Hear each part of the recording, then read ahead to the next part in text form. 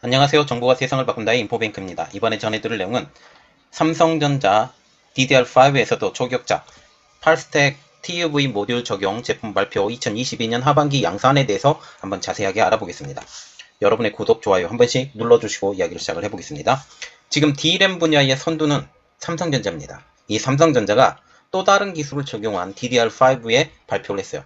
이미 DDR5에 대해서는 이미 삼성전자가 발표를 했었지만 여기에 기술을 진일보한 DDR5를 만들고 이것은 서버용 DDR5에 적용할 것으로 지금 예상이 되고 있습니다. 그간 기존 4단 TUV 모듈을 8단으로 확장함에 따라서 지금 보시면 4단이었던 TUV 모듈이 8단인 TUV 모듈로 확장함에 따라서 DDR5에서도 초격차를 유지할 것으로 보이고 있어요. 일단 기본적으로 DDR5를 수직으로 세우는 것, 이것도 삼성전자에게 크나큰 기술이었었지만 이전에는 4단으로밖에 안 됐었지만 이제는 8단으로 하면서 이 효율성과 그 확장성에서 굉장히 좋아졌다는 것이죠. 자, 지금 보시면 TUV 기술에 대해서 일단 알아봐야 되는데 TUV 기술은 PCB에서 이렇게 모듈로 연결되는 부분이 수직으로 뚫어버린 것입니다. 그리고 와이어 번딩 기술은 이렇게 선으로 연결되고 면적면에서도 더 좋고 그렇게 좋습니다. 그래서 DDR5에 8단 TUV 모듈을 적용한 삼성전자입니다. 삼성전자가 8단 실리콘 관통 전극, 아까 그림으로 보여드렸던 TUV 기술을 D램에 처음으로 적용한 512GB DDR5 메모리 기술을 반도체 학회 핫칩스에서 23일날 발표했습니다.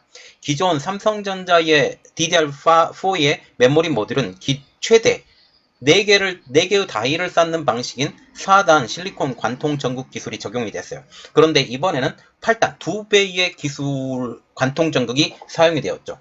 한 단 더 올라가는 것도 굉장히 큰 기술로 알려지고 있습니다. 이를 통해서 1.2mm의 두께의 칩을 만들 수 있다라고 발표를 했어요. 이에 비해서 이번 DDR5 모듈은 최대 8개의 다이를 TSV로 쌓고도 높이가 겨우 1mm에 불과하다는 것이죠. 4단으로 쌓는데도 1.2mm였는데 8단으로 쌓는데도 1mm로 변했다는 것은 그만큼 얇고 그리고 공간 면적도 적고 이렇게 만들었다는 것이죠. 얇은 웨이퍼 핸들링 기술을 통해서 다이 사이의 가격을 40% 감소할 수 있었다라고 지금 발표가 나왔습니다. 자, 지금 보시면 지금 퍼포먼스 지금 이렇게 계속 나오고 있죠. 지금 이 TUV의 그 간극이 1mm밖에 되지 않는다라는 것을 여기에서 표현해 주고 있습니다. 이번에 발표된 512GB 모듈입니다. 그리고 8스택 D램이죠. 8개의 스택이 쌓여졌다라는 것이죠.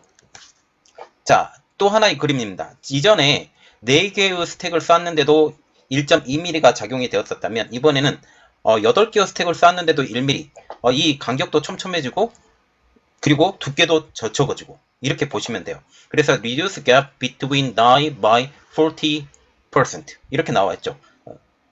thin wafer handling techniques. 그래서 이런 기술을 통해서 지금 현재 두께도 작아지고 그리고 효율도 높아지고 전력 소모도 적어질 겁니다. 왜냐하면 이 두께가 얇아졌기 때문에 그런 현상이 일어나는 거죠. 이번에 발표한 DDR5는 다이수가 더 많아졌음에도 불구하고 두께는 얇아지고 그리고 더 나은 냉각 기능을 가지고 있는 것으로 알려졌습니다. 이 다이의 두께가 얇아졌다는 것은 그만큼 열이 많이 층층이 쌓여지면 열이 많아지거든요. 열이 많아짐에도 불구하고 이것을 견뎌내는 그리고 더 열이 덜 나기 때문에 이렇게 다이를 더 많이 쌀 수 있기 때문에 더 나은 냉각 기능을 가지는 것으로 알려진 것은 당연합니다. 반도체 공정의 미세화에 따른 누설 전류를 막기 위해서 유전율 상수인 K가 높은 물질을 공정에 적용해서 고성능과 저전력을 동시에 구현한 덕분이죠.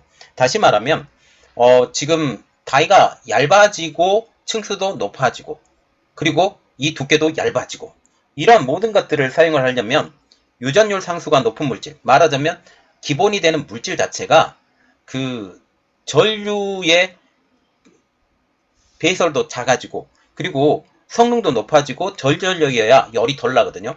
그런 것을 동시에 구현한 덕분이라는 것이죠.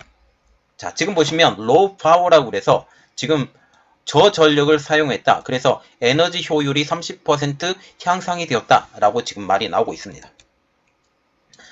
또한 삼성전자가 자체 개발한 DDR5 전용 전력 반도체 PMIC를 탑재해서 소음도 줄였고 더 낮은 전압에서도 작동할 수 있게 했어요. 그래서 이번에 삼성전자는 DDR5를 적용하기 위해서 전용 전력 반도체 PMIC까지 개발을 한 것입니다. 다시 말해서 삼성전자의 이러한 기술을 따라가기 위해서는 다른 회사들은 PMIC부터 다시 만들어야 된다라는 그런 문제점이 생기게 되는 것이죠. 삼성전자는 DDR5의 더 높은 메모리 전송 속도 그리고 신호 안정성을 위해서 새로운 기술인 DFE, Decision Feedback Equalizer를 도입을 했습니다. 이를 통해서 다양한 데이터 경로 위치 그리고 핀별 보정 기술 이것을 사용을 할 수 있게 되었어요. 또 저전력을 위해서 노이즈를 줄이고 낮은 전압에서도 작동할 수 있도록 삼성전자가 자체 개발한 고효율 전원관리 IC, 말하자면 PMIC를 스스로 제작을 해서 탑재를 했다라는 것이죠.